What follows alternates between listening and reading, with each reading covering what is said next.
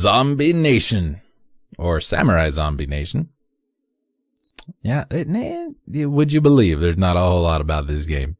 It's a shoot 'em up developed by Kaze or Kaze and published by Meldak. It was released in 1991. I say I don't know for sure because I think it's Kaze because it was a Japanese game first. I don't know, but the story's really dumb, so it could have been an American game. Zombie Nation, or Samurai Zombie Nation, as the in-game title screen calls it, is a 1990 NES action game developed by Kaze and published by Meldak. We're just going to go with Kaze.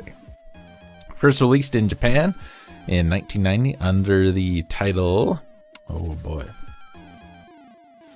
Abarenbu Tengu. Hooligan Tengu, it's called. Oh, it's a Tengu. That's bad news. Later released in the States in 1991, it features a juxtaposition of zombies and samurai. Who would have thought? In Zombie Nation, the floating samurai head Namakubi goes to the United States to destroy Darkseid, an alien who crashed to Earth via a meteorite in 1999, turned all of the American people into zombies, and took control of various deadly weapons. Namakubi must recover the samurai sword Shura and destroy Darkseid and his minions. And yes, that's pretty well, yeah. We'll just have to go with that, right? Depending on the version of the game, the player controls the giant levitating disembodied samurai head, Namakubi, Japanese word denoting sliced off heads, or a giant Tengu mask. Players can destroy structures and enemies by shooting rapid-fire eyeballs and vomit at them. Enemies include zombie snipers, yes, zeppelins, and lava monsters.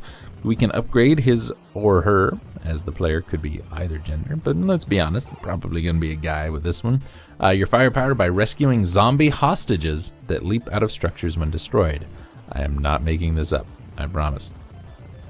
We start every level with a full life bar of 8 units, which are displayed as mini Namakubi heads at the bottom of the screen, and as the player gets hit, the life bar decreases. Who would have thought? When it's down to 1 bar remaining, the music changes to a dramatic theme. The game ends when the player loses all 8 units on his or her life bar or is crushed by the scrolling of the screen. However, you can regenerate some health by defeating enemies and structures. In addition, we get 6 continues to beat the game.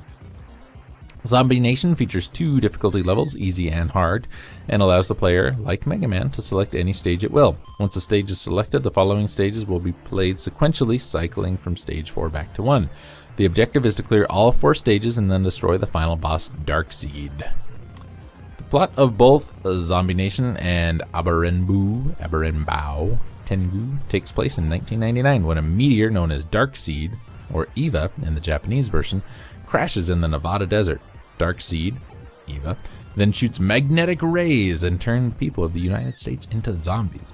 Darkseid also brings the Statue of Liberty to life to follow its commands, just like in Ghostbusters. The magnetic rays also show Darkseid to control many deadly weapons, including the most powerful weapon of all, the legendary samurai sword Shura. The head of the samurai, Namakubi, hears of Shura falling into Darkseid's clutches. He then heads to the United States to destroy Darkseid, free the American people from looming zombification, and reclaim the samurai sword Shura.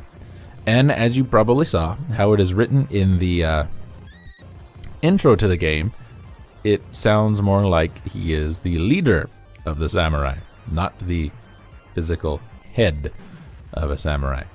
The first version, released in Japan in 1990, the US version was released a month later. Both versions only have differences between sprites. The Japanese version having a Tengu mask, and the US version major graphical and story changes, replacing the mask with the decapitated samurai head. Aside from the differences though, both games are practically identical, the Japanese version having only a few major differences. In the Japanese version, we must obtain rapid fire. In the American version, we start with it. The main character sprite is not that of a floating head, but a Tengu head. The title screen is different, with the Tengu's head being incorporated into it. And the boss of round 1 is an evil Statue of Liberty in both games, but with a slightly different sprite. Instead of being green with snakes, it is replaced with a crown Instead of being green with snakes in the replace of its crown in Zombie Nation, that's how it's written, it's red and has a normal crown. The US release of the game was reviewed in 1991. by Hartley, Patricia, and Kirk Lesser in the Role of Computers column. The reviewers gave it a 2.5 out of 5 stars. The Japanese version is, however, criticized due to its difficulty in gameplay and considered a crap game. Both versions are considered a cult hit among gamers, though. Now, this is interesting because I actually thought that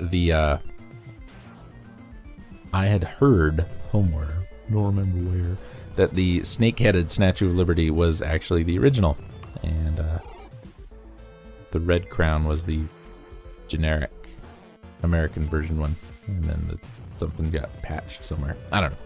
It was a long time ago. Yeah, not a super bad game, but not a super great game. I'd say 2.5 out of 5 stars is probably, yeah. I mean, I don't want to say it's bad, but I don't want to say it's good. It's a shooter. It's a hard shooter. It's different. I don't know. Do you like shooters? If you do, play it. Just for information, Meldak, one of the producers of this game, worked on a couple other games. Most of them probably never ever heard of. Super Pinball 1 and 2. Uchu Race, Astro Go-Go. The King of Rally. None of these ringing the bell. How about Tenjin Kaisen 2? Battle of Kingdom. No. Well, here's one I'm sure you have heard of. Mercenary Force. Yeah.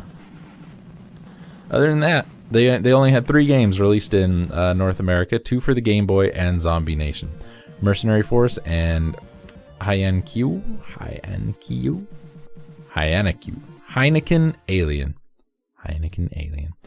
And Kaze also worked with Meldak on Mercenary Force and a bunch of the same games. A lot of pinball I'm seeing here. Super Pinball 2, Digital Pinball, Power Rangers Zeo, Full Tilt Battle Pinball.